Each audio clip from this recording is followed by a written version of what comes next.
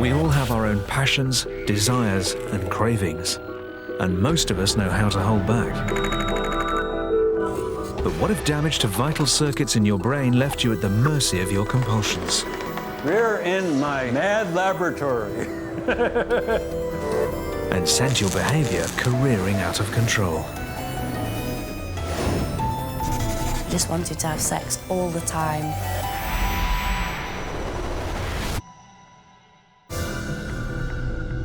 You're about to meet 3 people for whom a sudden injury to the brain has left their lives ruled by a single and all-consuming obsession. What makes a respectable chiropractor abandon his career to a life of artistic mania? I crawl out of bed, I take the bus to my studio, I draw all day. Next day, repeat as necessary, which is every day. How can a lightning strike leave a successful surgeon overwhelmed by a mysterious force beyond his control? The music was haunting. It really wouldn't leave me alone. And why would a normal wife and mother change overnight into a woman with just one thing on her mind? Oh, I think if I lived on my own, I'd end up being a prostitute, to be honest.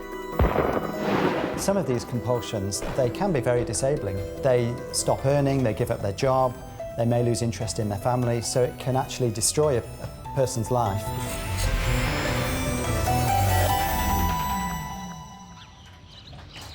I think we need some bread as well. There's quite a lot of things we need, you know. Heather Howland lives with her husband Andy in ordinary suburbia, but they have a far from ordinary marriage. I mean, I love him dearly, but I just seem to keep having these incidents with other blokes. The last 2 years, I've just been on a man party, I think. I found out that she'd been having a bit of a relationship with one of my friends. It doesn't matter how old or how ugly, I don't suppose. Oh dear, this sounds awful. I'll ring you tomorrow, because he'll be out tomorrow night. Yeah. Yeah. I love you anyway. No, I better go in. I've seen her trying to get off with a guy who was in his 70s. I've seen her with, this guy who she used to go to school with, and he was quite overweight. It doesn't matter.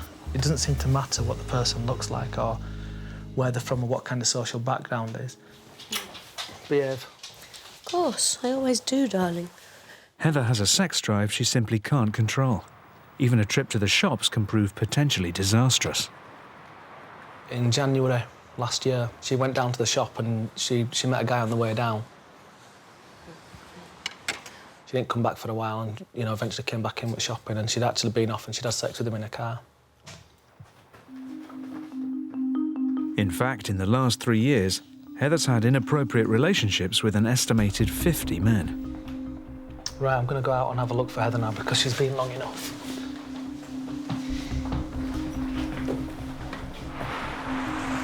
I have to do this quite regularly because she knows too many people around here, so you never know who she's going to be with, and a lot of the people that she knows aren't very savoury characters. So she'll stop and chat to anybody, unfortunately. I'm going to check at this shop down here first, see if she's down here. Luke, come here. When it happens to me, it takes over my whole thought pattern, and it's all-consuming, and it's an urge and a drive which I'm almost have to follow. Look, where there. Hello? I love that's more than what you were going to get. I know. Can you hold that, please? I can. Today, Andy's fears may have come to nothing, but he still feels unable to let Heather out of his sight. I saw him today coming round the corner to Summerfield with a dog. I thought, oh, God, here we go again. Because often you do turn up and you're like raging and steam's coming out of your ears. Yeah, because you're generally with some bloke or you're in the pub. I wasn't in the pub today. No, that's why I wasn't raging, because when you're out and about, you tend to do things which people in a normal marriage wouldn't do. Yeah, but I do.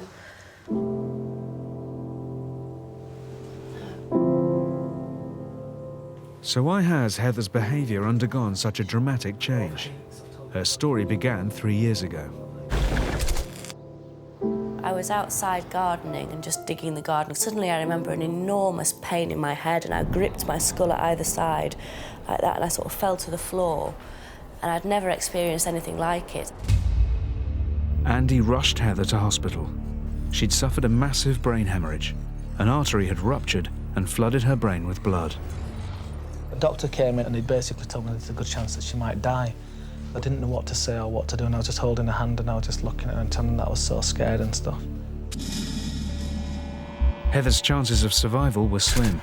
She was deep in a coma for 10 days. But even as she lay unconscious, something strange started to happen. One of the things that I noticed quite early on was that she was like masturbating under the quilt, and I kept pulling her hand away and she was like, it'd just go back like an automatic thing. When she first started coming round, she propositioned me and asked me if I wanted to do this or I wanted to do that. And I'm like, no, I can't right now, love, it's, you know, we're in hospital. But she didn't mind if my mum was sat there, if she'd say something like that. It wouldn't have mattered to her. I remember being in hospital and my libido just seemed to be out of control. I just wanted to have sex all the time. I thought it was to do with a near-death experience and a joie de vivre kind of thing. A new lease of life, a new joy at being alive. I always kept telling him to get into bed with me and things along those lines, or we used to run out to the toilet and... When Heather finally left hospital, her life was governed by an all-consuming condition specialists have called hypersexuality. For someone to become hypersexual, they need to have two things. One is that they need to have a big, strongly driven libido, and the second is they have to lose their braking system in a way so that there's nothing holding the libido back. The hemorrhage had damaged the parts of Heather's brain responsible for keeping her sexual urges in check. Everything needs a braking system. Everything needs some sort of control. And when there's none, it's usually a disaster. When I'm actually having an encounter with a man, I think that I'm really, really enjoying it, really enjoying myself. And then it's not until I get home that it often comes back to me and I think, oh, God, what have you done? Heather's condition has left her marriage on a knife edge. That's a nice one. I was so devoted to Andy.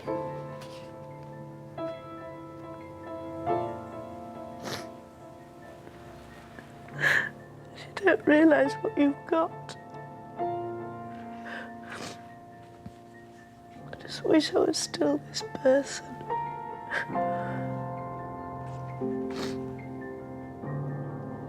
Desperate for help, Heather and Andy are heading to Boston in the US to meet an expert on the neurology of compulsion. They're hoping it could help Heather learn to control her behaviour and save their 15-year marriage. Going out to Boston is very important to us now. It's become very important. We need this extra input now because everywhere else is sort of drying up, and it has done slowly from when she came out of hospital. Trying to regain the control, or being able to regain the control, will be good.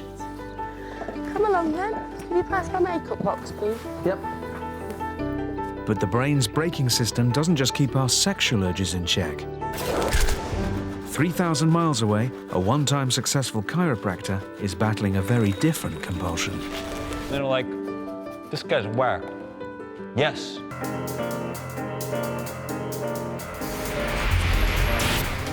Our brains are constantly battling to keep a lid on our urges. But when the brain's delicate braking system fails, a whole new personality can be unleashed. And you can take on a life you'd never have imagined. I like sketching in New York a lot.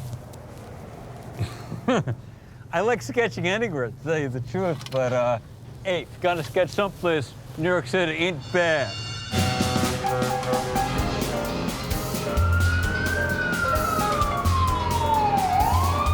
Let's go!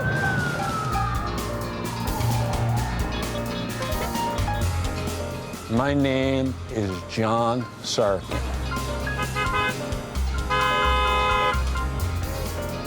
I am an artist, but I used to be a chiropractor. 19 years ago, John ran a thriving practice, but now he sees life a little differently.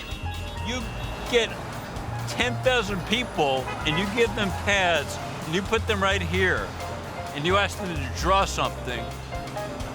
Not too many people are going to draw a picture like this.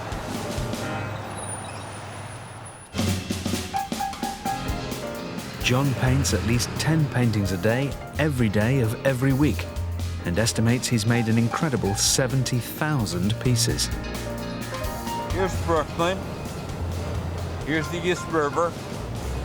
Here's Manhattan. Here's the sky. It's a good place to come and draw. But what would turn a successful family man into someone with the burning compulsion to paint and draw endlessly?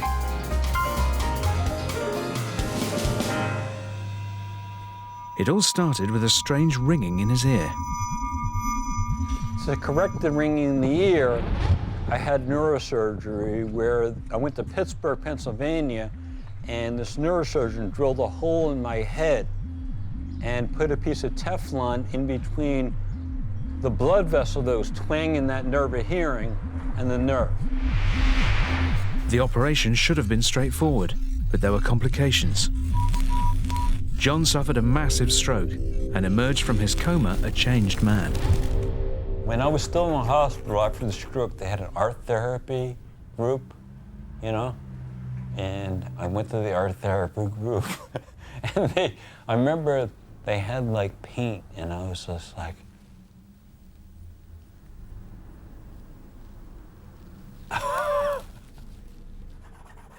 20 years later, art is still the only thing on his mind. I crawl out of bed, I take the bus to my studio, I draw all day. Then I go home and I draw some more. Next day, repeat as necessary, which is every day. And chance of rain showers. So here comes the rain down to the water.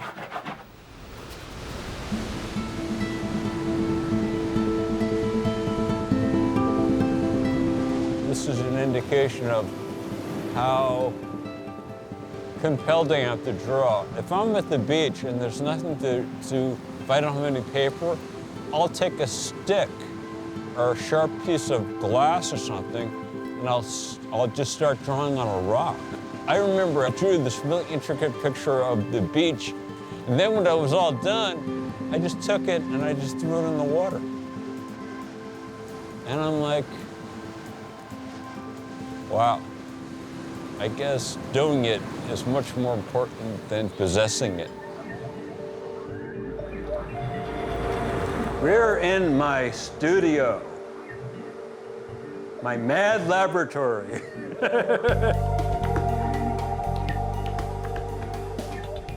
This blank canvas here won't let me go. Every time I see it, it's like it says to me, give me something.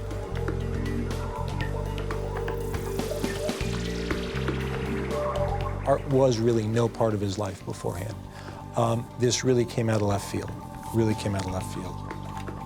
Chris Fantini met John when they were both studying to become chiropractors. He's now leading a life that could have been John's. This is a different man from a different world. He was a movie star, handsome kind of guy. You know, his interests and his aspirations were those of a young, up-and-coming professional. He wanted to develop a busy practice, which he did. He wanted to be financially successful in life and really pursue the things that most people want to pursue. Do you think the art's been a gift?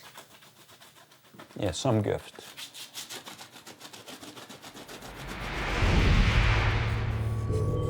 Specialists are unable to cure John. He suffers from a rare condition called sudden artistic output, and its effect on him and his family has been devastating. I love my wife. I really love my wife, and she loves me. It's so upsetting to me, Maya, because we were so fucking happy together before I got sick. We really were. We really were. We were so in love before I got sick. And after I got sick, I became a different person. I can't become the person I was before. I no longer have the neurophysiological ability to be the guy that she fell in love with.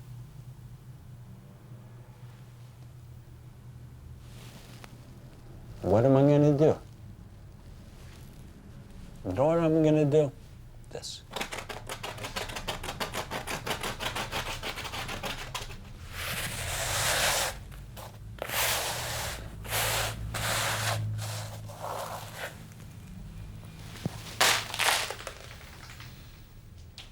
John's unusual condition could shed light on a little understood area of neuroscience, the brain's braking system. What we think the brain does is to have a sort of balancing act between what we should do and what we shouldn't do. It's a bit like a cognitive seesaw, if you like. In most of us, these competing systems exist in a delicate balance. Our reward system drives us towards the things that we desire, while our braking system works to inhibit otherwise inappropriate or dangerous behaviour. Now obviously, if we have a part of the brain which is your inhibitory centre and we damage that part of the brain, then inhibitions don't exist anymore. And people begin to act on their impulses. They become much more impulsive and they'll do things which they would never normally do. Brain trauma left Heather Howland unable to control her sex drive. Now she's heading to Boston to meet an expert who could hold the key to helping her change her compulsive behaviour. I'm really looking forward to just going and being away from the house, being away from Leeds and our home. But I'm really looking forward to meeting the specialists who I think will be great for us. I'm looking forward to it. I'm hoping that Heather's going to get some insights into her own condition and maybe a bit of help from people who understand it and can give her advice on what she needs to be doing to speed her recovery up. I've got 3 pieces of hand luggage here. 2 of mine, 2 of yours. Will you take this one? Heather and Andy will be meeting Dr. Alice Flaherty, an eminent neurologist from Harvard University, with a very personal interest in the science of compulsion and obsession. I got interested in the neurology of urges because of an experience that I had. After a pregnancy, I became passionately interested in writing. I would, at night, regularly have to write Post-its of ideas that I had that were so important, and I'd wake up the next morning and my wall would be littered with little Post-its of ideas that I thought were so important. At the same time, I knew in a sort of meta way that I had to control it because I didn't want to lose my job, I didn't want to alienate my family. And that experience made me take much more seriously many phenomena in my patients that I had before just dismissed as not really being relevant to a neurologist. Okay, Bumbus.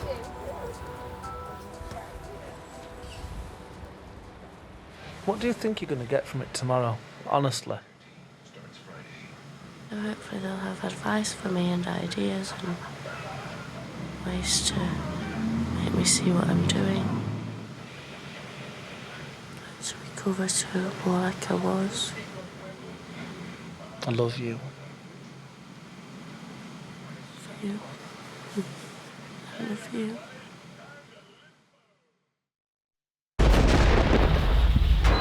Obsession can be unleashed in the most unexpected ways. In the cases of Heather and John, their brains were flooded with blood. But 50 million volts of electricity can also have an effect. Meet Tony Sikoria. This is the first time that I'm going back to Sleepy Hollow Lake since 1994. I've got some mixed emotions about it. It's pretty frightening. In upstate New York, Tony's heading back to the spot where his life was turned upside down.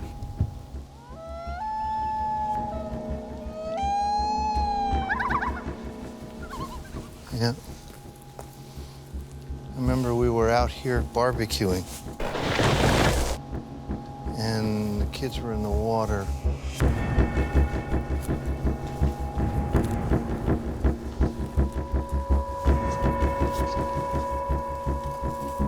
I was on that phone.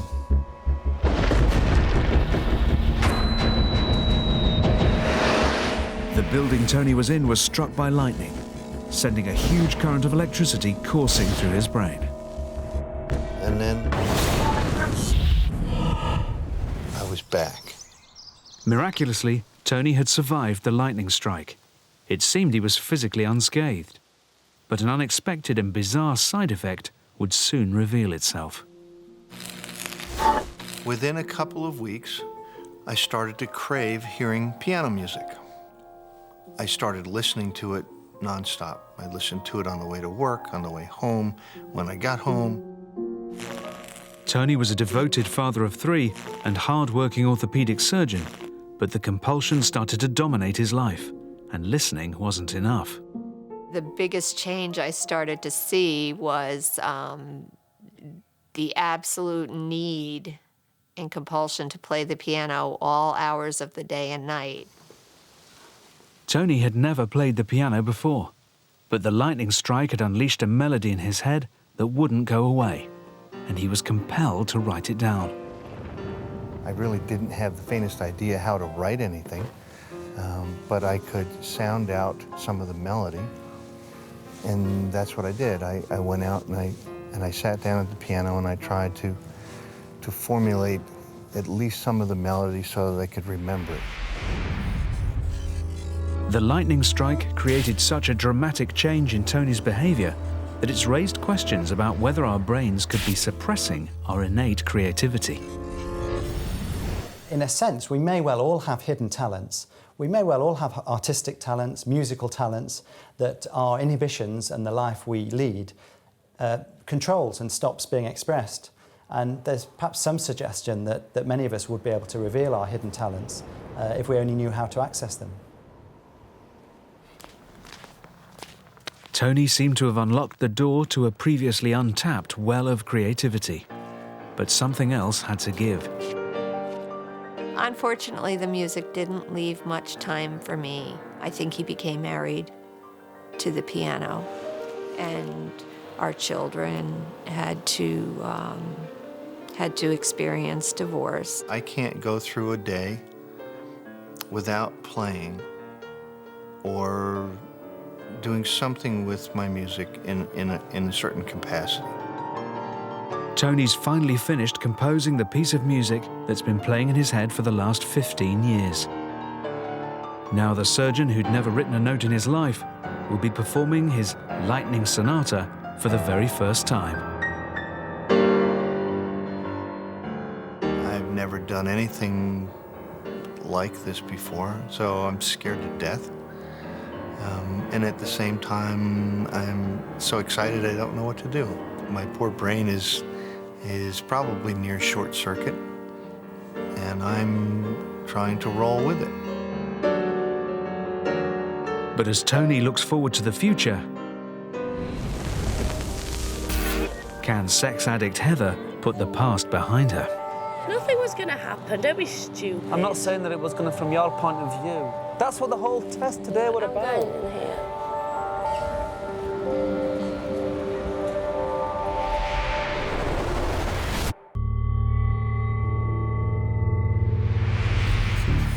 Our brains govern everything we do.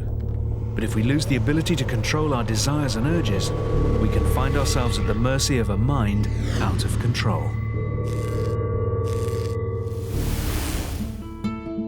Since his stroke 20 years ago, John Sarkin can't stop painting. Once a successful chiropractor running his own business, since the age of 36, his life has revolved around one thing. I have a strong background noise all the time of being really, really upset about what happened to me. But I distract myself from that by drawing. It's a seascape. And now I'm making a wave, or I'm making like the ocean angry. John's condition, sudden artistic output, is extremely rare. But across the Atlantic, he's about to come face to face with his mirror image. Liverpudlian Tommy McHugh is one of the few people in the world also diagnosed with the condition. We're exploring the brain in different ways. We're exploring it and the chasms and caverns and mysteries and enigmas that you see in the work that we create. For people to understand that, they've got to have some kind of brain like me and John. Tommy and John have corresponded for years. Now John's coming to England to meet his friend for the first time. Tommy said that I'm the only guy that really understands him. That makes me want to meet someone. Wouldn't you want to hang out with that person? Yeah. Oh, thanks very much for coming over. Give me some love. How are you doing? Good. Was it a good journey? What? Oh, it was great. It was great. It was great. It was great. It was great. Had a good Great night. flight. It's unstoppable, isn't it, John? The age that we and you have got, it's like a tap turned on. You never stop. No, it never, ever stops. Because I get enough. Like John, Tommy's condition's the result of a brain hemorrhage. But in his case, the circumstances were unusual, to say the least. Just tell me what happened to you. Strange, John. I was working at the time, but this particular morning I was just getting ready to go to work. I was up a bit early and I got in the bathroom reading the paper on the toilet and my mate banging on the door, and I wanted to didn't want to wake up the neighbours, so I forced myself having a number 2, which caused pain to shoot up the left side of my body. It hit the top of my head and exploded like a gun, and I hit the deck, John, and then I wanted to get my trousers up and keep myself clean, so I stood up again. Finally got my trousers and that up, and the right-hand side exploded. I don't think they expected me to survive it, John, but here I am. I survived, and it's been a fantastic 7 years experience, John. Tommy had also never painted before, but when he emerged from hospital, he found he couldn't stop. Hello, John. Come into the parlour, set the spider to the fly. Get in here. Nice pet. Well, I like it like this, Like John. that table. I'll paint anything, and the carpet. What? And the carpet. I've stuck all these to the ceilings. Very cool. See in here, John, I see scenes inside, you know, like you can have a little scene going in. This is a lot of work. I like it, John. It's the only thing that... It's like inside my brain. I'm inside and I'm trying to walk around it. It's even attacking the carpet by the telly, you know. Yeah, this is a lot of work. And upstairs, John, go up the stairs. Okay. They're on the walls and everywhere. This is a lot of work. Look, this is the one you first sent me. It's a comic book thing. A mongoose Was saying killed the snake, but the mongoose's DNA combined with this guy. Yeah. And he was saying, holy shoot. When we read along here, the mutant's DNA combined with his DNA, and the result was a chemical that could be activated by air and shake. It was Hare Krishna, wasn't it? Right, very good. That's That was right. the reverse. That's right, very good. Most people would be like, that means nothing. He really gets my work. That's very, very... Think about it. He really gets my work. He really likes my work. He's a fan of my work. That's really cool. I'm crazy enough to make stuff like that, but you're crazy enough to look at it and figure out what it means. I'm not insane. I feel sorry for you. I feel sorry for you, Tommy. I just see things so rapidly fast in the brain, and I see so many pictures. There's so many trillions of them, John, that they're just unstoppable. Everything he says, I'm thinking like, I think that. I don't know anybody who thinks that. I think that, you know? If I didn't have a wife and kids, my house would look like this. I can't believe that I'm this way, too.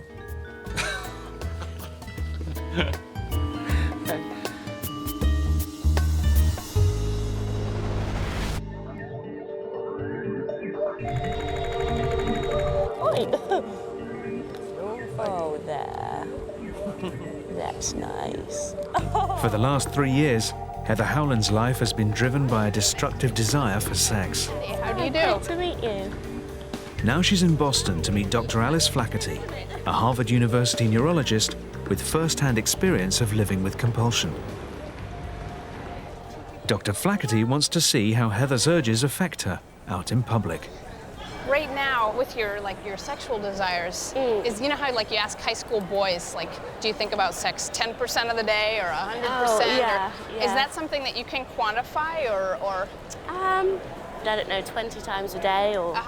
There's a lot of men here, and pretty much none of them are making eye contact with you. Is there anybody that interests you, or? Let's have a look. Can't really see anyone. It's more when I talk to people. Talking and that to sort them. of connection sort of made. And then I start thinking, oh, I wonder what he's like in bed, and sort of imagine him like thrusting his hips, and that just all goes out of control then. It must make it hard to concentrate on the conversation. It does, too. yeah. It does. That's why it often leads to sex, and then I think, oh no. I think a lot of people, when they hear about your story, they're like, oh my God, that's such risky behavior. I never ever think of the risk involved, but I do trust sort of everybody, which is a bad thing, I think, in terms of risk. Dr. Flaherty has studied Heather's brain scans and has a theory as to the cause of her risk-taking. These things here are your temporal lobe, and a lot of this is what was damaged when I looked at your CT. This is where the aneurysm, the blood squirted out and hit this the most. Right. It appears to me that it went up and into the temporal lobe, causing damage here and also causing damage to the hypothalamus, which is down in there, right in the center of the brain. Right up at the front of it is this thing called the amygdala. It's very important for fear. And I think you're more fearless. Talking about, you're more fearless. It? You're able to approach things and do things that you wouldn't before. Yeah. And when the amygdala is not working, people are much more likely to take risks. They'll approach strangers. You see this even in monkeys who've had amygdala damage. They're kind of fearless. They'll put anything in their mouth because they're not afraid. Usually, If Heather's ability to assess risk is damaged, she's more likely to get into situations where she can act on her sexual urges. Thanks ever so much. well, I feel like this is just the preliminary work, but sometimes it's a start, you know. Dr. Flaherty can't stop Heather from having these urges, but she might be able to help her recognize when a situation is dangerous. One of the brain's key tools in assessing risk is recognizing emotions and intentions in other people's faces. If we lose this innate ability, the results can be disastrous. To test whether Heather's still able to do this, Dr. Flaherty has arranged for her to meet Dr. Nancy Etkoff, a leading expert on the neurological nature of sexual attraction. I just want you to look at the faces and tell me what kind of expression. Like, what, is he neutral? Is he sad? Is he angry? That one I'd say pretty neutral. Neutral, I'd say again. Neutral, good. Neutral. Neutral, I'd say. Okay. In milliseconds, you can look at a face and say friend or foe. I can say anything to you at all, but my face will often reveal more what I feel. And have some just preliminary information for you. We found that for some of the facial expressions, particularly some of the more negative expressions, were a little hard for you. In a sense, it seems as though you may be a bit more fearless since your brain injury, and therefore go into situations other people may see as more dangerous, go in perfectly open and friendly. Right. And so I'd like to talk with you more about this. There actually are some tests that I could work with you, if you want to work in the future, to help people to get better at recognizing expressions. And so that might be something that could be very helpful for you. You can really learn to do this again. Heather's hypersexual behavior has been compounded by a sense of fearlessness that's drawing her towards the very situations that drive her urges. It's a significant breakthrough for Heather and Andy. Hearing this like this, do you think this might alter your behaviour? Yeah, it may get me to think a bit more. Well, it will get me to think more, definitely. Thanks ever so much. Thank you very much. It's going to be incredibly helpful, isn't it? There's definitely a sense of new hope. Well, it's also a bit of a relief to know that there's actual evidence based. There's tested by specialists evidence for Heather to look at. I'm a lot more positive now about the future, and I really hope we can hold our marriage together.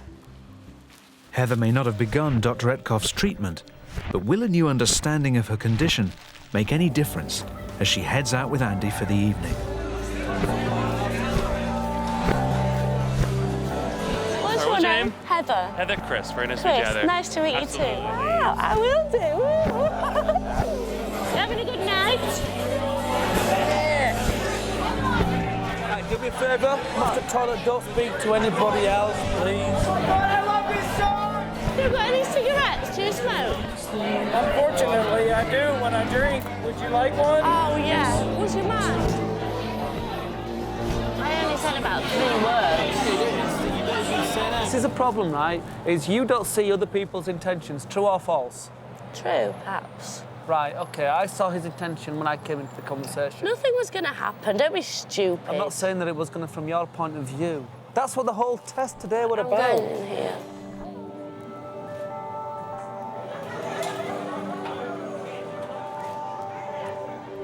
Heather still has a long way to go before she can find a way to control her urges.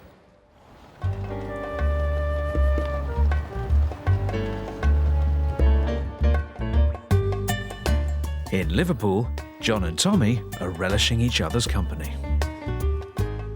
This is up there. This is as good as it gets. This is cool. Tonight sees the grand opening of an exhibition of their work at one of Liverpool's leading galleries. Now they're painting together for the very first time. If other people look at it and they're like, this guy's whacked. Yes, I'm whacked. Yes, so? I'm happily whacked.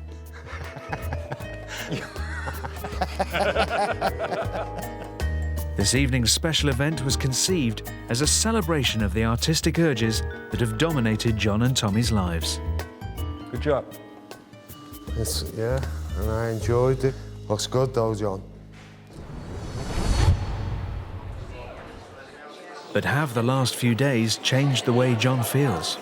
The mental state that my stroke has put me into, on one level, is tremendously isolating. To meet somebody who's like-minded is really comforting. John has encouraged me and left me not feeling alone. I've got support from John. He's in my heart and mind. He's my brother. I've got a rainbow of happiness coming from every part of my brain, whatever it is. It's very immediate, isn't it? You can see he's just done it. He's not planned it, he's not worked at it for a long time, but still it has a very attractive visual impact. People look at my art and they like it or they're impressed by it. That's important to me. At the same time, it's rough because I'm realizing that I'm not that different than Tommy. That's unsettling. But that's okay. Happy? Yes, we're all happy. Yeah, this is great. This was really fun. Despite a good day with the specialists, Heather and Andy's last night in Boston ended abruptly when Andy accused Heather of talking to too many men. I found it a bit hard to put into practice what Nancy told me, I think. You need still not taking on board the fact that I find it uncomfortable.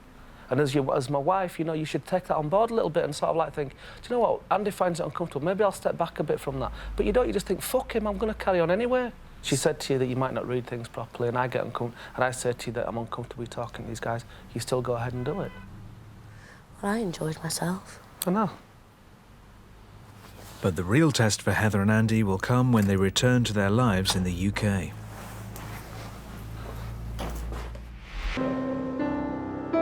Until he was 42, top surgeon Tony Sikoria had never played the piano before. But 15 years ago, he was transformed into a man driven by just one desire. A lightning strike unlocked an uncontrollable passion in Tony, and tonight, for the first time, he's finally able to share the music that's held him hostage for so long. This is probably the single most important night in my life. It's right up there with the birth of my kids.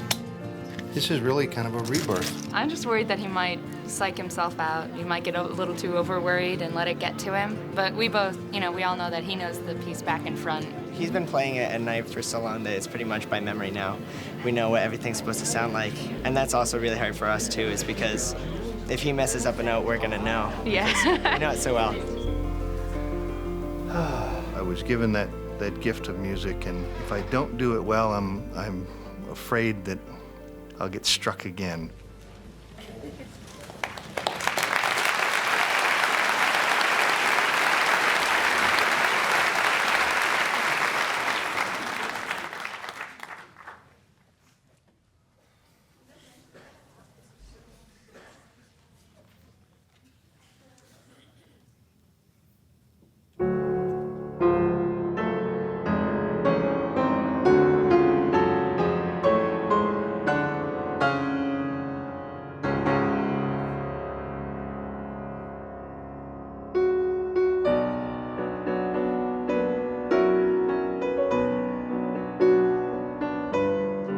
One moment in time changed Heather, John, and Tony's lives forever.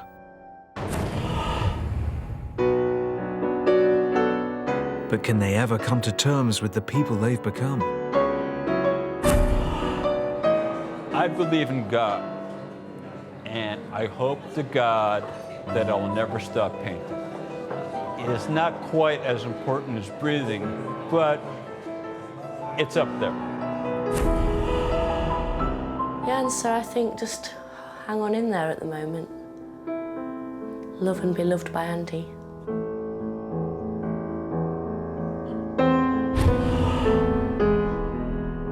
It's a force of nature, and when that's directed at something good and productive, those people can make amazing progress. When it's directed at something bad, it can just be terrible.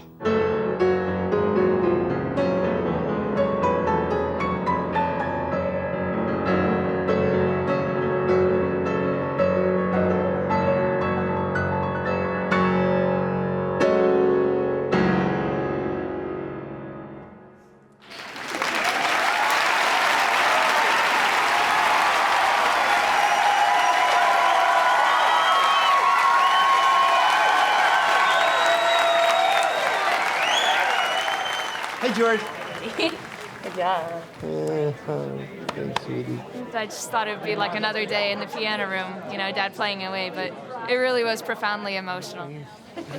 Good job. Good job. We all contributed to the work of him getting where he is in our own way. And I feel like, in a way, it was all of our concert tonight. Hey there, Sarah. I think that this is probably who I was always supposed to be. I'm certainly more of the person now than ever any other time in my life. I'm the person that I feel comfortable being. My insides feel like Mexican jumping beans. While Tony's embraced the compulsion that's taken over his life, Heather's obsession has pushed her marriage to the very edge. It's been 3 weeks since she arrived back with husband Andy from Boston. Having come back from Boston, I feel more positive about the way forward. I think it has made me more cautious in life, and I'm sort of looking more closely at people to see what their reaction is to me. The biggest effect that we've had is Heather now is willing to listen because she understands that she's not recognising situations, she's not reading them properly. I don't think my sexual urges will go away on their own. I think it's more a matter of me having to learn to recognise when things are going that way and to be able to control them. People ask me about whether or not I should forgive you for it and stuff like that, and for me it's not even a matter of, oh, I don't really have to. It's more important that you forgive yourself.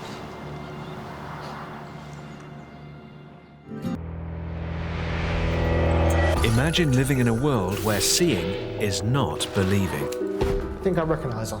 I can't name her, but I've seen the face somewhere. Where your brain starts playing tricks with your sense of reality. You start to think, I am now going mad. Blurring the divide between fact and fiction. I want to make some serious trouble with our MI6 friends. Painting a picture that can't possibly be true.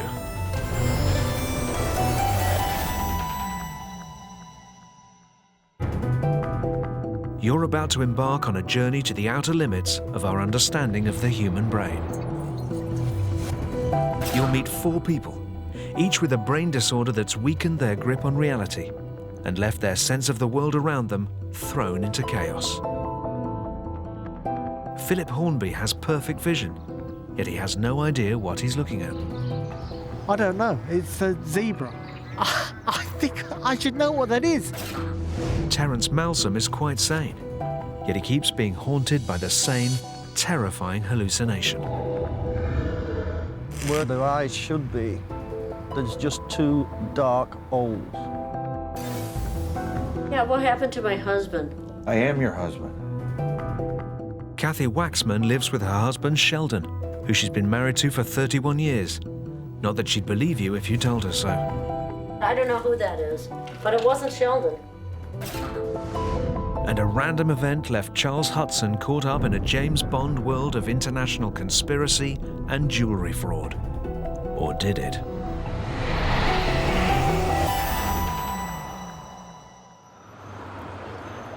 Our senses are under a constant assault from a barrage of information. And it's the job of our brains to try and make sense of our surroundings.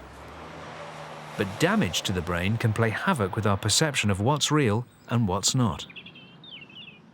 Successful mining engineer Charles Hudson suffered brain damage in March 2003 when he was injured trying to stop a thief following a jewelry robbery. That he's a genuine hero is beyond doubt. But can the same be said for his story of what happened? I recognized a face of a man. He was a self-promoting jewelry fraudster. I say self-promoting because he had had an article published about his activities, including his photograph, in a magazine about gemstone cutting and polishing. But recognizing this man, I went into the shop. Okay, I mean to interrupt you there, because I have a completely different account of what happened. The whole thing about it being some sort of international gem fraudster who'd been written about in magazines is completely untrue. Now, somewhere along the line, maybe Charles has read some article or seen a film or something, and he's knitted that into an explanation. And it's very tough for Charles, because the more he repeats that version, the more his brain thinks it's what really happened, but it isn't. I've got the evidence. Where? In MI6, for God's sakes. Why the hell do you think I've not got it here? Because it's top secret. It's international. No, I won't calm down.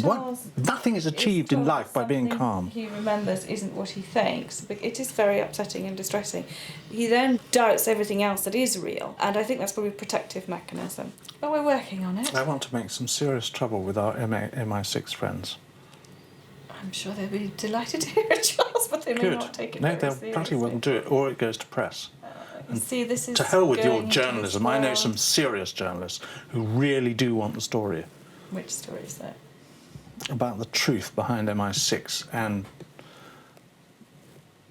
this bloke. Some parts of Charles's story of the jewelry robbery are absolutely true, but others are pure fantasy.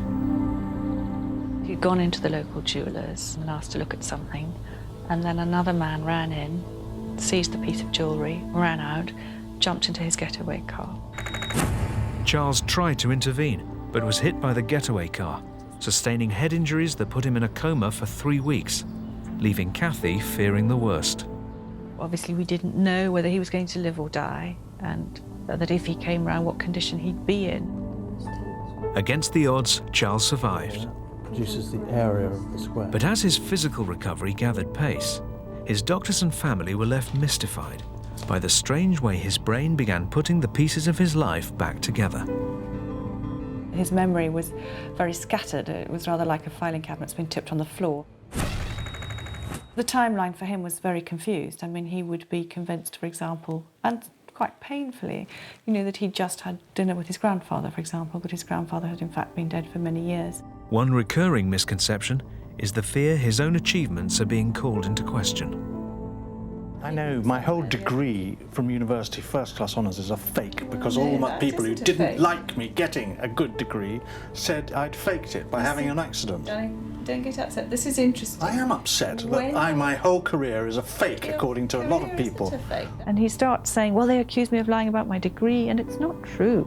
They did. I was there and you weren't. Well, I wasn't there, but I'm absolutely sure that didn't happen because you've got a first-class honours degree in the works. I know. You wouldn't have got it if there's any such question. Charles was displaying classic symptoms of a rare memory disorder known as confabulation. Confabulation is where patients try to invent stories to explain missing links in memories, and they don't realise that they're doing this. And often what they'll do is draw on past experiences, perhaps things that happened to them years before, and they'll put them in the present, so they lose their concept and context of where their memories came from.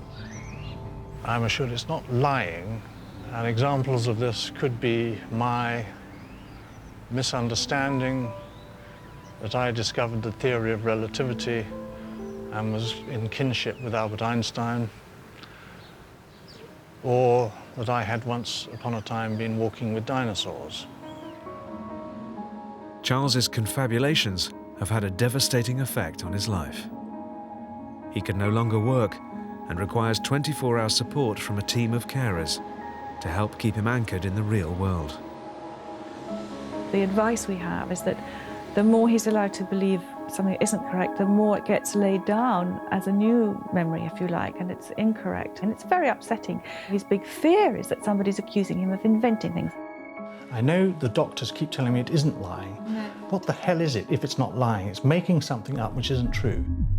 Charles's confabulations show how the brain can react when missing vital information.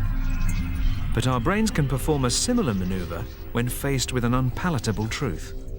And while Charles is left living in a world distorted by false memories, the frozen landscape of Midwest America is the backdrop to a far more sinister form of confabulation. Why don't you talk about what happened to my husband? What happened to the kids? I am your husband, but you don't accept me as your husband.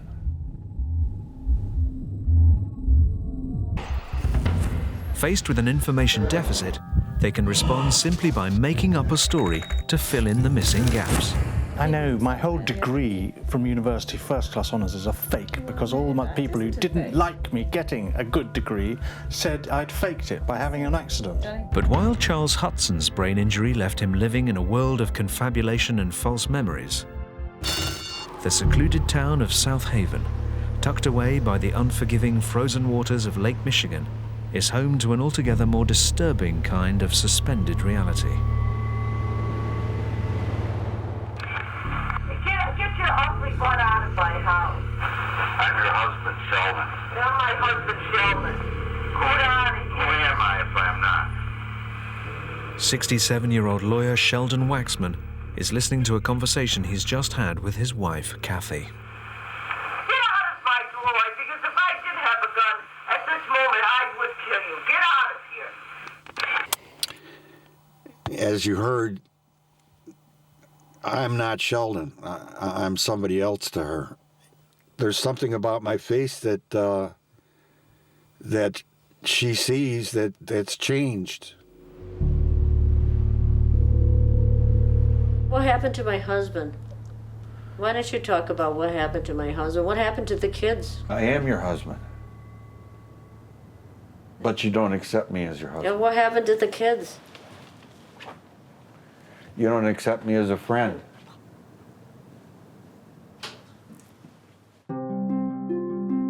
Strange as it may seem, Sheldon and Kathy's 31-year marriage hasn't always been so hostile.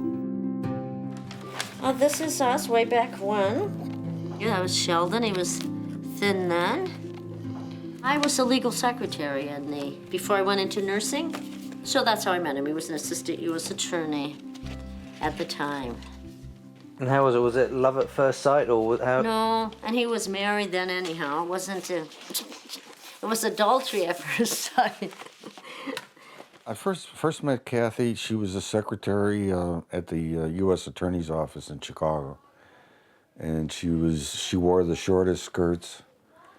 And she was a beauty, and everybody fell in love with her. We started an illicit affair that resulted in my divorce of my first wife. He came with one yellow suitcase. And this was our wedding day. Of course, I was a student, and that's my best friend, Patty. It was a moment of great happiness. You can see it in my face. You figure you're going to have a good life, and things are going to continue, and sometimes it doesn't work out that way. Sheldon and Kathy were love's young dream, passionately devoted to their two small children and looking forward to the rest of their lives together.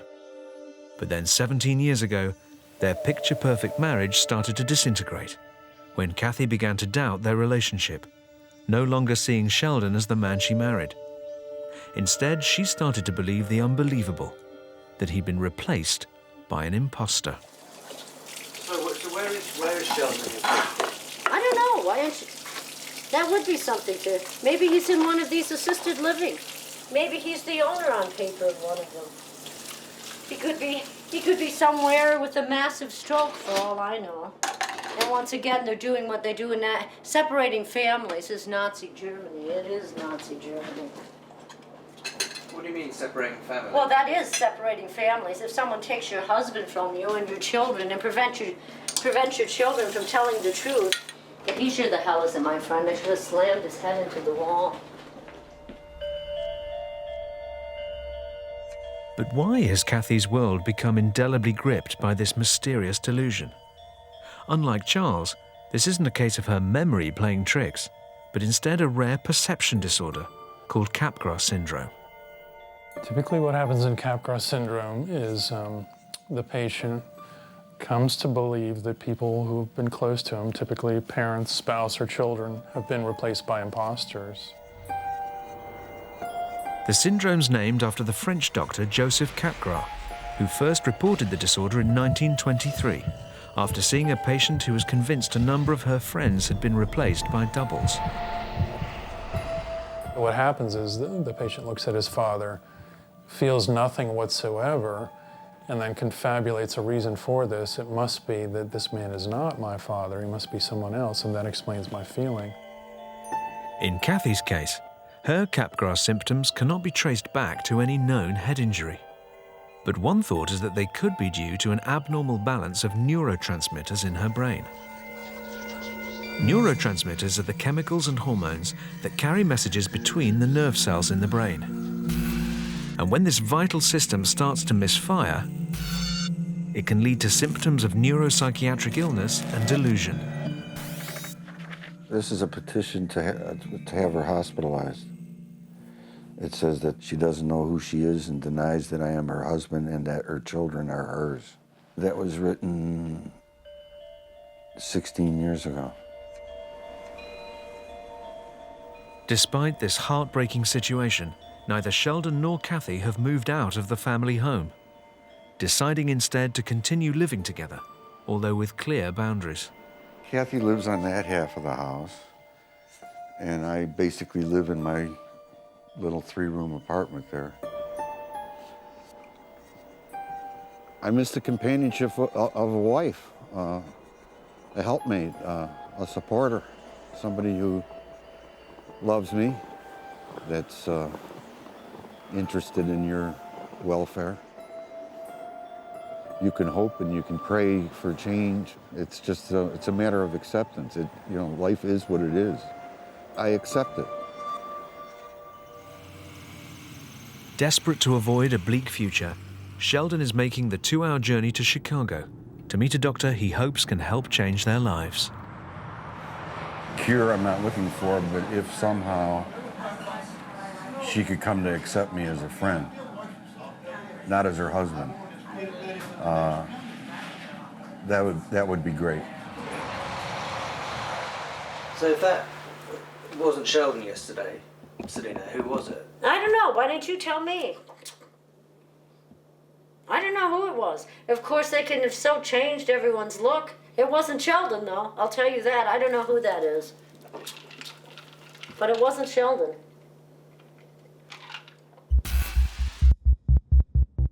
Brain disorders that leave the sufferer unable to distinguish between fact and fiction don't just apply to how we perceive our friends and loved ones.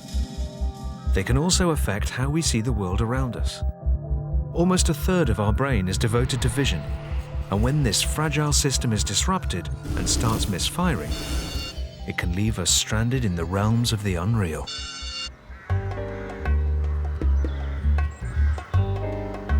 Meet Philip Hornby, a man who has a unique view of the world around him.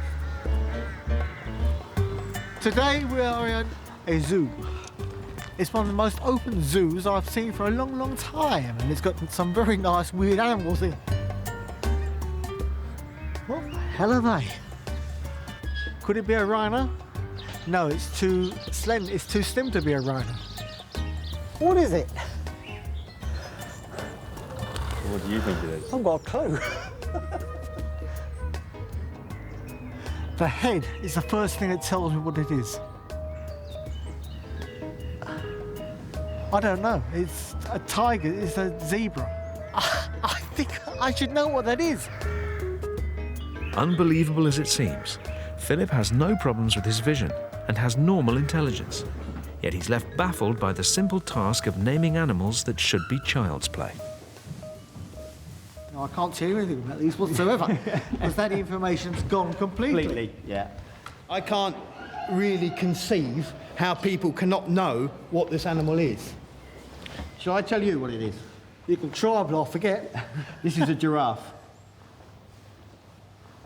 With the giraffe. Come on. Oh. So what lies behind this extremely rare condition? The accident happened just down the road from where we are now. In the accident, my grandmother died. She was in the car with me.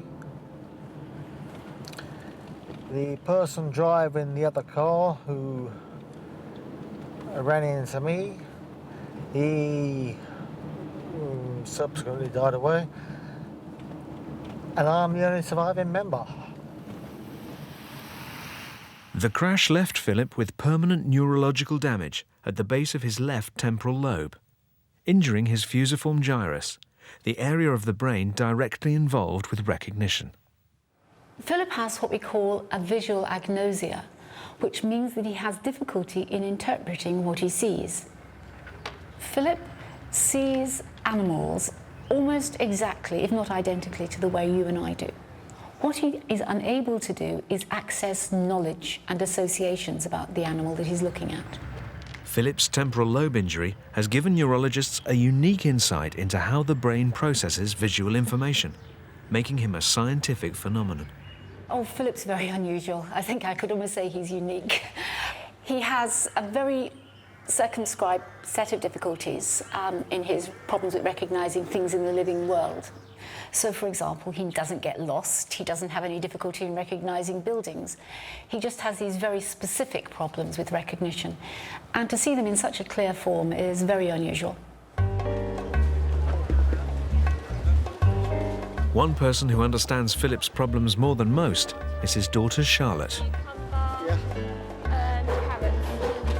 I don't think he finds it frustrating. I think he finds it sort of like unique to himself.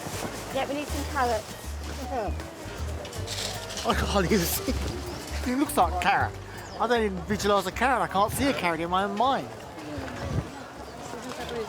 Can I have, please, some carrots, wherever they are? Aha! Carrots. Can we have, please, how many? What, 3? Yep, 3 carrots is fine. Philip's recognition problems go beyond the animal kingdom, stretching to anything in the living world. Can you find bananas? Bananas.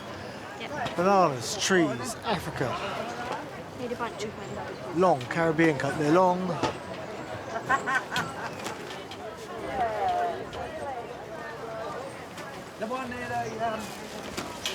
Bananas? Yep, it's right, bananas. When people do laugh at my dad for being the way he is, I do get quite annoyed. And I do want to go and stick up for my dad. And sometimes I do go and say to people, you know, why are you doing that? When it comes down to fruit and vegetables, he simply just doesn't know what it is he's looking at. Philip's problems stem from his brain being unable to access stored information, leaving him feeling no emotional attachment to living objects, and making it impossible for him to identify what he's looking at.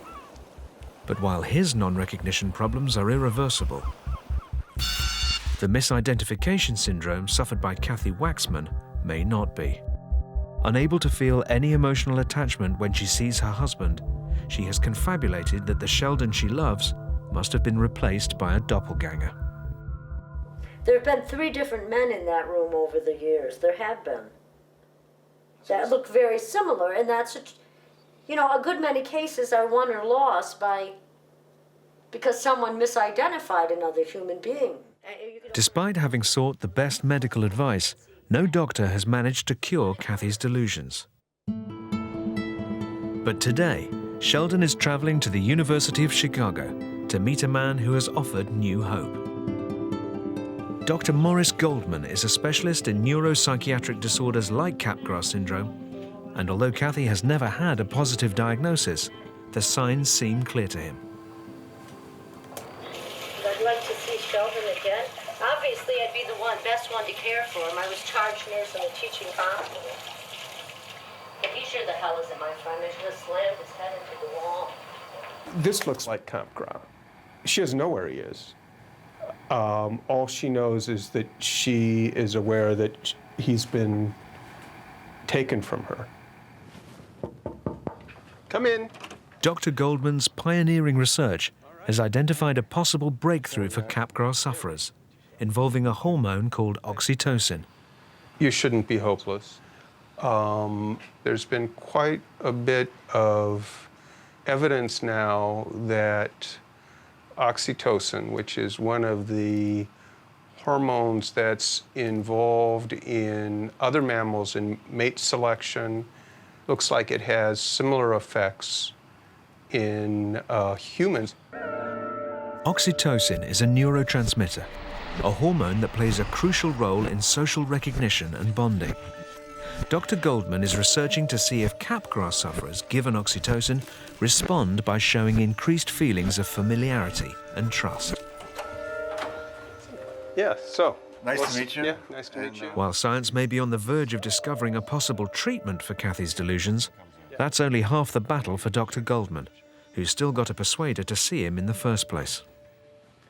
She hasn't had anything, you know, in 5 or 6 years, and maybe now is a good time, especially with the doctor saying that as they get older, that you know, they might get appreciably better. If it is true, then it's something to work on.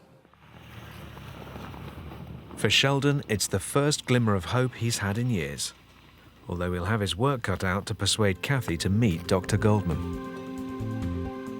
But while Kathy's world is consumed by her misidentification disorder, she's not the only person unable to recognize a familiar face.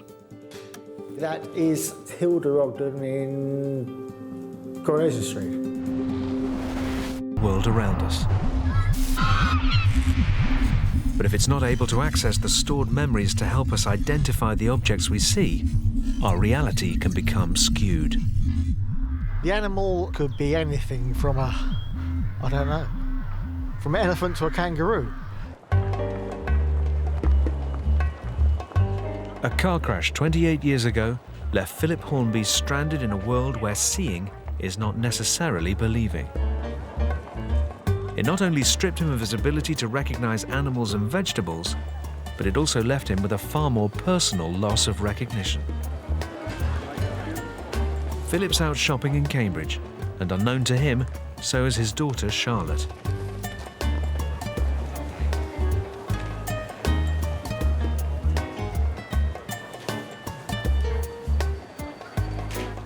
It's quite hurtful sometimes when he doesn't recognise me, because most dads recognise their own children.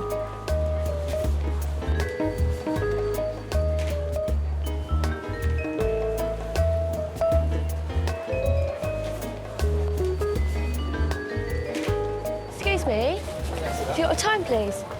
Yeah, Charlotte. Yeah, I'm Charlotte. What are you doing here? I'm come here to help you out today. How? Help me out. Obviously, because you're being filmed today, they wanted to know if you recognise me, if I walk by you. Well, you know I and don't sit next door to recognise you. But you're just like another face. Yeah, I'm just another face, but the only way you recognise me is by my voice. Yeah. Come here. No, I don't recognise you at all, do I? Hello, Dad. Hello, Charlie. I don't recognise you, do I? No, you only recognise me by my voice. Yes. My daddy.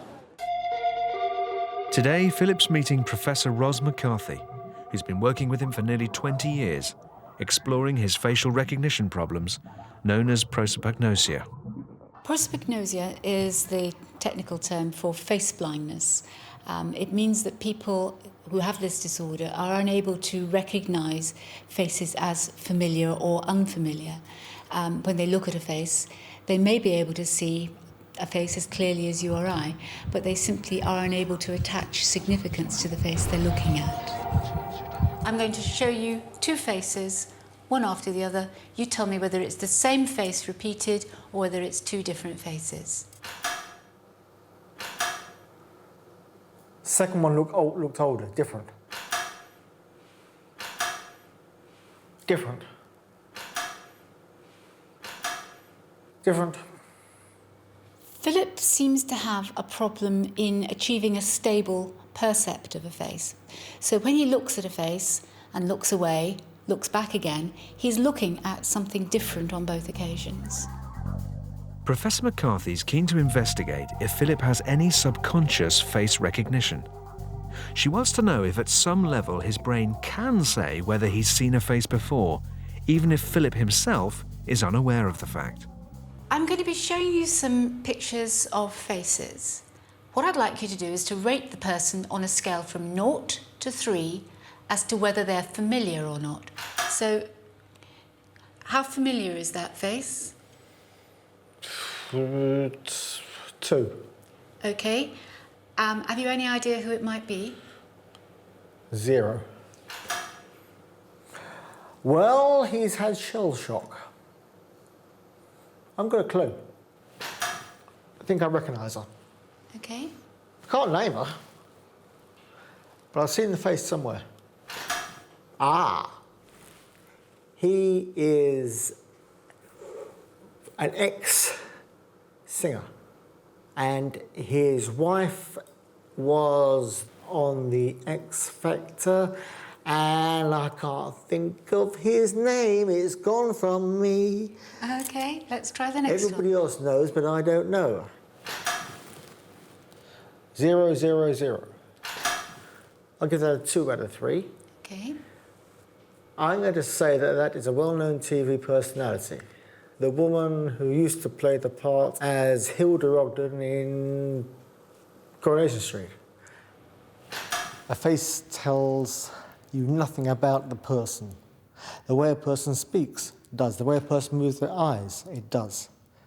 But a face is just a face. But what will he make of his own face? Yeah. It's not familiar and I don't like it. I'd give it a 0, 0.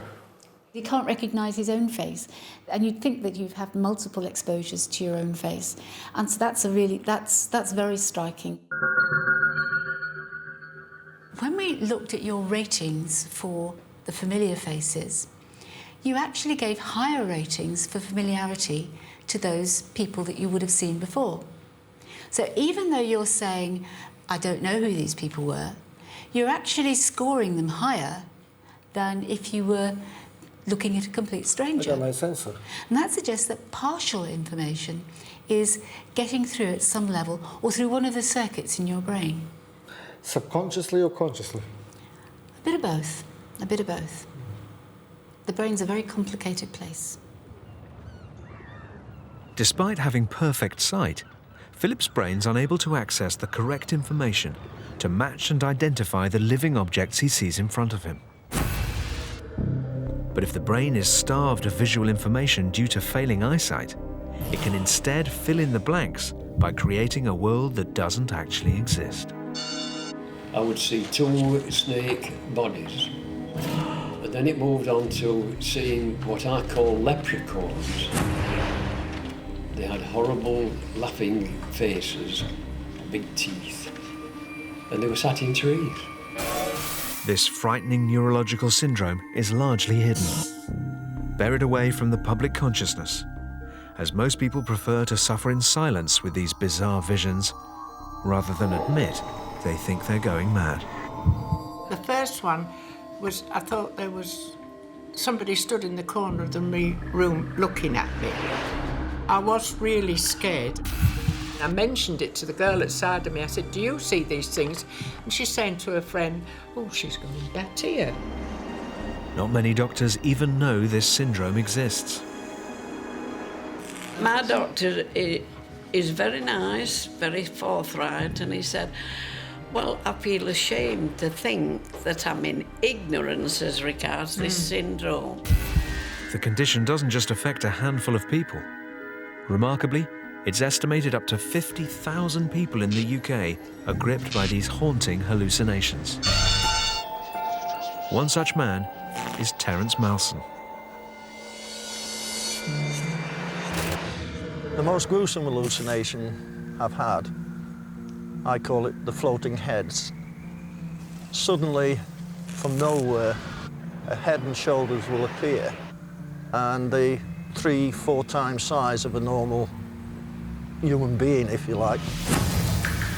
They're quite grotesque. They've no eyes. Where their eyes should be, there's just 2 dark holes, and they're literally just floating around in front of you. It is rather unnerving, quite frightening. Can you tell me if you can see my fingers here at all? I cannot see a thing. Okay. Straight ahead for me. Terence has been suffering from retinitis pigmentosa for nearly 30 years, a condition that's now left him virtually blind. Absolutely beautiful, just there. His eyesight recently deteriorated even further, a situation that coincided with the start of his hallucinations.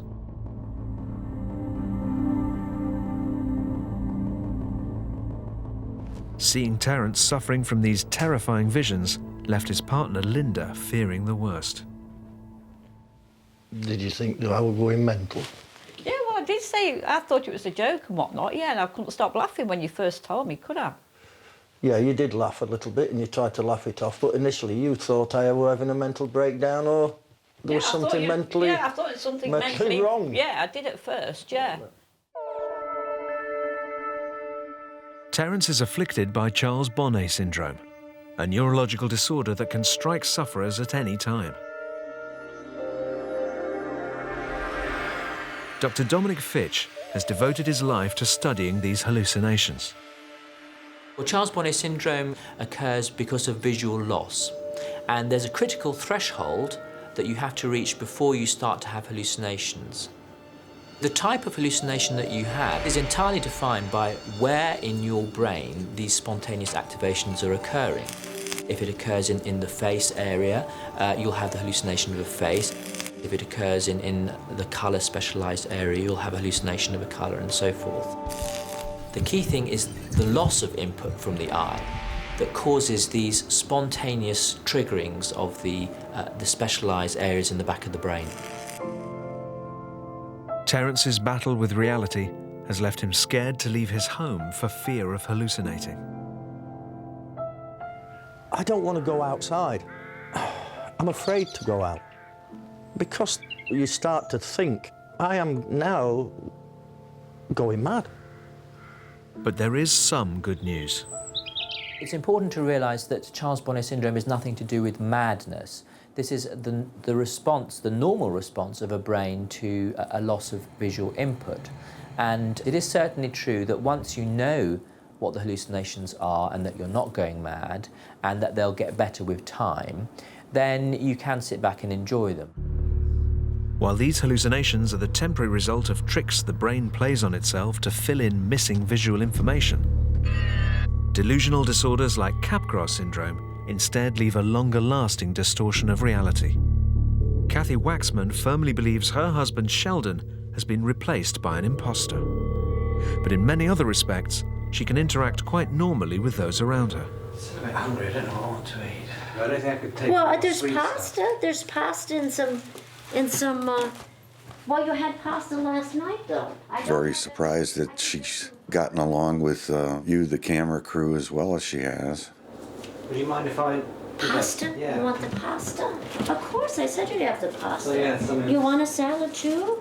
She seems like that the lack of friendship that Dr. Goldman was talking about might have something to do with the way she reacts with me. I'm watching the Spartans. You're watching the Spartans? Yeah. And see, in these spread, they watch cricket and soccer and such. If every day she was like this, that'd be, it'd be great. Really great. With Kathy in an accepting mood, Sheldon introduces the idea of her meeting Dr. Goldman. But how will she react to seeing a specialist suggested by the man she believes is impersonating her husband? That's Dr. Goldman's card.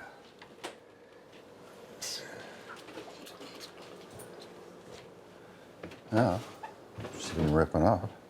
It says he does something with oxytocin. I don't even know what it is.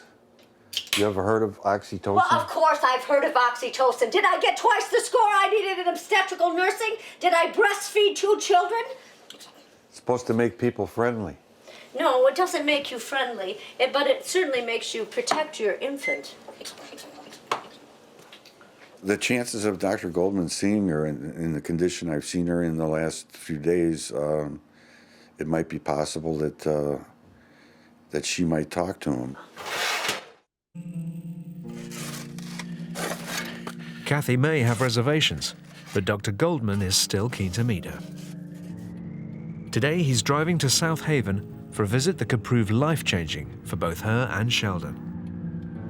But he's fully aware that he has a real test ahead of him if he's going to be able to break through her delusions. I don't really know what to expect. Obviously, I'm going to anticipate that she'll be checking me out and will be appropriately suspicious of what the heck I'm doing in her home. Today could be of monumental importance if she accepts that she's in need of help. Kathy? But how will Kathy react to Dr. Goldman's arrival? I've asked you to leave. Will you please give me a chance? Will you please give me a chance, dear? No, I won't! With a husband she believes to be an impostor, has left Kathy in a hopeless situation. Sheldon, though, is desperate to untangle her delusions in the hope of returning to life as a happy couple again. And today, he's invited Dr. Goldman to come and see her. There's a possibility that she may react immediately and go in and slam her door shut in her bedroom. If that happens, it would happen within 30 seconds or a minute at the most. Kathy's rejected all previous offers of help and hasn't seen a doctor in 6 years. But Sheldon's hoping that with Dr. Goldman's expertise in Capgras syndrome, she'll at least agree to talk to him. Hi. Hello. Morris, what's the last name? Goldman. Goldman. Yeah. Is your father a doctor? No, my dad, actually my dad was a newspaper man. Oh. I'm actually, I'm a physician at University of Chicago. And there was a wonderful... I saw that bogus bullshit card. I'm not, I got twice the score I needed in psychiatric nursing. So, I don't want your bullshit routine. Get out of my house. Yeah. I'm actually... Get your friend out of my house. I'm actually here... I don't give a shit what you're here for. No. Can I please sit down? No, you can't. I've asked you to leave. Will you please give me a chance? Will you please give me a chance, dear? No, I won't. Despite Kathy's hostility towards Dr. Goldman, she hasn't retreated to her bedroom as Sheldon feared. I've told you, you're treating me in a condescending way, and I'm not putting up with it. I was a very real nurse. I had a very real woman's life. I understand also you know an awful lot about oxytocin, which I was quite impressed with. Get out of my house. I was a breastfeeding mother. Anyone that's been a breastfeeding mother knows about oxytocin. oxytocin or that's had a pregnancy. Well, what I was going to say was my hope would be maybe you could be a nurse again, because I do think you're very intelligent, and I mean that. Well, obviously I'm very intelligent. You're not of any use to me. I think I might Get out of here. be able... Get out of here. I think I might be able to make you feel more hopeful that things could get You know, better. I'm not going to talk to you. I don't want anything to do with you. I've asked you to leave, and that's what you do when someone asks you to leave. You go.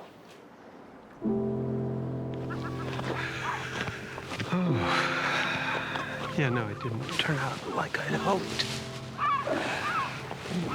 Maybe it turned out a little bit more like you expected, but certainly not like I'd hoped. I played all the cards that I thought I could play in terms of the her intelligence, her professional work. Everything I said made her either more suspicious or made her actually feel like I was in some way attacking her. Yeah. Once she explodes, there's no calming her down. Yeah. Dr. Goldman knows it's a long road ahead, but he's hopeful that he can make progress with Kathy in the future. You suggested that I try calling her, and I will try calling, and you don't know whether, a little bit of headway may have been made, and maybe she'll realize that she can not have to restrict her world so much. That was where I was hoping to not necessarily get at today, but where I'd like to get at it, with her if I could establish some sort of professional relationship.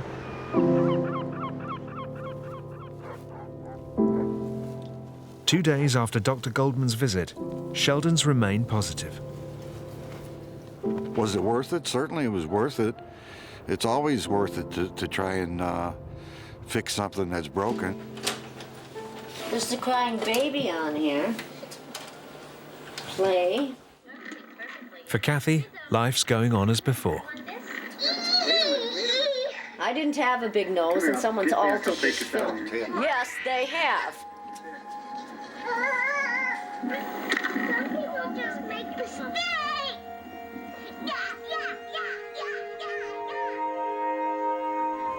It makes me happy remembering how happy I was. And it makes me sad realizing what kind of situation I'm in now. Our brains have to work incredibly hard to maintain our grip on reality. Seeing a true picture of the world around us is crucial, so we know how to interpret it and act appropriately. But when this sophisticated perceptual process gets damaged, our brains can hit overdrive, trying to fill in the missing gaps, creating a twisted and distorted sense of reality. One's perceptions are very powerful in terms of regulating behavior. If your mind is reacting in a way that tells you something, even if it's not verifiable, even if it doesn't make sense, more often than not, people will follow their brain. They'll follow what their brain tells them, and it can be devastating.